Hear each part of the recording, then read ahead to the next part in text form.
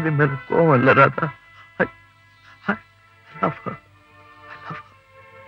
ராஜா, இந்த உலகத்துல எத்தனையோ பேர் தியாகம் பண்றாங்க. அந்த தியாகத்துல சுயநலம் இருக்கும், விளம்பரம் இருக்கும். ஆனா நீங்க உங்க ஆசைக்கு தீய வச்சுட்டு அவங்க வாழ்க்கைக்கு விளக்கேத்தி வச்சிருக்கீங்க. இத தியாகம்னு சொல்றதா இல்ல தியாகத்துக்கு மேல? ராதா, நான் தேவிய கோவமா பேசிட்டேனே தவிர என் மனசு துடிச்சது எனக்கு தான் தெரியும். அவ்வளவு பாவம் பழசையெல்லாம் நினைச்சு ரொம்ப துடிச்சு போயிருப்பா. நான் என்ன பண்ணுவேன் ராதா, நான் என்ன பண்ணுவேன்? எனக்கு ஒரு ஆசை, இந்த உலகம் அழியிற வரைக்கும் எந்த காதலர்களுக்கு ஏன் கதி வரக்கூடாது. ராஜா, எனக்கு இன்னொரு ஆசை, என் சாவுக்கு தேதி குறிச்ச ஆண்டவன் தயவு செஞ்சு நாளை தள்ளி போட்டு தேவிய கல்யாண கோலத்துல பார்க்க வச்சுட்டான்னா நான் நிம்மதியா செத்து போயிடுவேன். ராஜா, ராஜா, உங்களை மாதிரியே எனக்கும் ஒரு ஆசை இருக்கு. தாசி குலத்துல பிறந்த என் தாய்க்கு நான் ஒரே மகளா பிறந்தேன். என் அம்மா நான் இந்த தொழிலுக்கு வரக்கூடாது, வாழ்க்கையில ரொம்ப மேல போகணும்னு ஆசைப்பட்டாங்க. நானும் மேலதான் போனேன், ஏர் ஹோஸ்டஸ். ஆனா விதி என்ன கீழே தள்ளிடுச்சு. பரம்பரை தொழிலுக்கே வந்துட்டேன். கடவுளனை ஏமாத்திட்டாரு ராஜா. ஆனா என் மனசுக்குள்ள எனக்கு ஒரு ஆசை, நானும் யாராவது ஒருத்தருக்கு மனைவியா வாழணும்னு. ராஜா, பிளீஸ் என் ஆசையை நிறைவேற்றி வைப்பீங்களா? கேட்க யோக்கியது இல்லாதவதா இருந்தாலும் கொஞ்ச நாள் சுமங்கலியா இருந்தா அதுவே எனக்கு போதும். ஏன் தெரியுமா ராஜா, நான் பணமா போகும்போது தேவடியா போராடான்னு கேவலமா சொல்ல மாட்டாங்க. ஒருத்தனுக்கு தாலி கட்டிக்கிட்டவ போறான்னு கௌரவமா சொல்லுவாங்க. தயவு செஞ்சு இதை மட்டும் மறுத்துறாதீங்க ராஜா. எந்த பாவத்துக்காக எனக்கு இந்த வியாதி வந்ததோ தெரியல. ஆனா அதுக்கு பிராயச்சித்தமா உன் கழுத்துல தாலி கட்டுறதுல தப்பே இல்லை.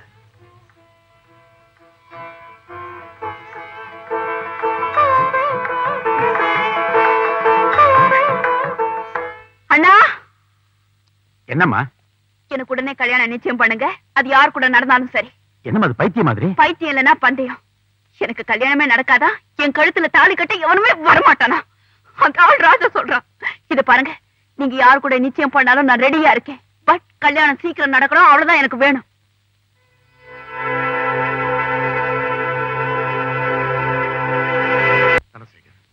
உன்னால எனக்கு ஒரு உதவி ஆகணும். By all means. என்ன ஹெல்ப்? நான் ஒரு ப்ராப்ளத்துல மாட்டிக்கிட்டு இருக்கேன்.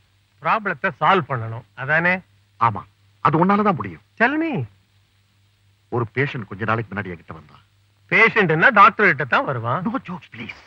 ஐ அம் சாரி. அவனுக்கு லங் கேன்சர். அவன் ரொம்ப சீக்கிரம் செத்துருவான் நான் தெரிஞ்சுக்கிட்டேன். ஐ see. பேஷண்ட்டுக்கு வயசு என்ன? எங்கேஜ். அவனுக்கு இன்னும் கல்யாணம் ஆகல. அவனுக்கு இந்த வியாதியை பத்தி தெரியுமா? தெரியும். ஆனா அவன் சாக போற மேட்டரை பத்தி அவங்க அப்பா அம்மாவுக்கு தெரியக்கூடாதுன்னு என்கிட்ட சத்தியம் வாங்கிட்டான். ஐ see. இப்ப அந்த பையன் பொசிஷன் ரொம்ப சீரியஸ். இன்னைக்கோ நாளைக்கோ இருக்கான். அவனுக்கு நான் கொடுத்த சத்தியத்தை மறந்து அவனை பெற்றவங்க கிட்ட உண்மையை சொல்லி ஆகணும். கண்டிப்பா சொல்லணும். அவன் அப்பா கிட்டயாவது உடனே சொல்லிடு. அந்த தகப்பனுக்கு இதை தாங்கக்கூடிய தைரியம் இருக்குன்னு நினைக்கிறியா? தைரியத்தை வரவழைச்சுக்கணும். போற உயிரை யாராலையும் தடுக்க முடியாது. சரி, உனக்கு அந்த தைரியம் இருக்கா? ரஹ்மான், ஆஸ் a father உனக்கு அந்த தைரியம் இருக்கான்னு கேக்குறேன். எனக்கு ஏன்டா அந்த பொசிஷன் வரப்போகுது? வந்தாச்சு வந்தாச்சு மை டியர் ஃப்ரெண்ட். அந்த பையன் வேற யாரும் இல்லை, ஒரே மகன் ராஜா.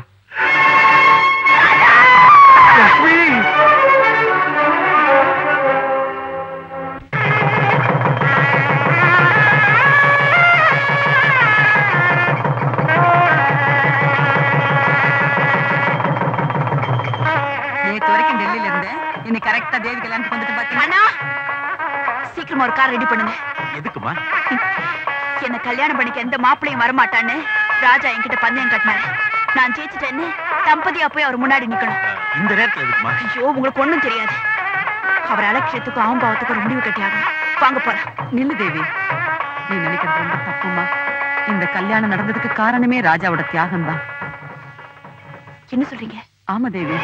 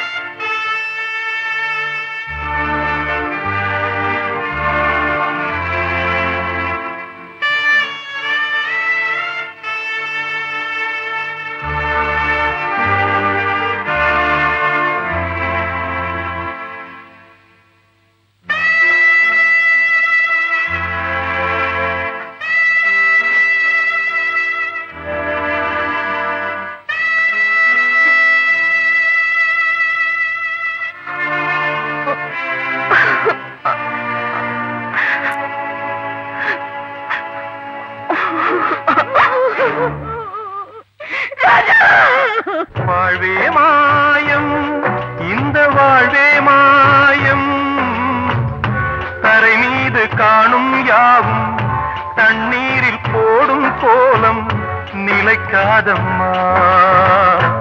யாரோடு யார் வந்தது?